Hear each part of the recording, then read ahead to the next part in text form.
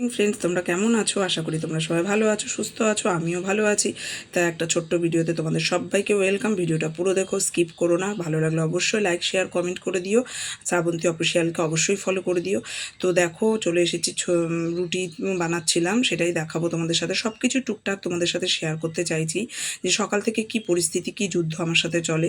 পুরো ঘেমে গেছি, পুরো ঘেমে ভিজে জল হয়ে গেছি, মানে সে বলার মতো না।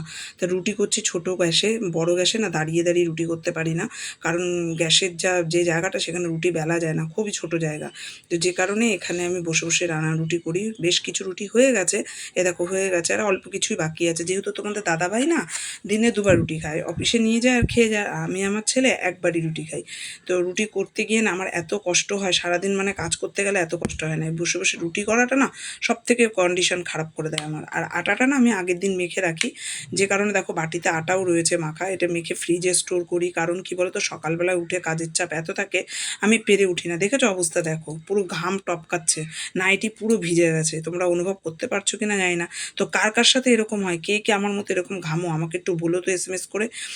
আর কি বলো তো, ভিডিওটা ভালো লাগলে কিন্তু তোমরা অবশ্যই লাইক শেয়ার কমেন্ট করে দিয়ে পাশে থেকো।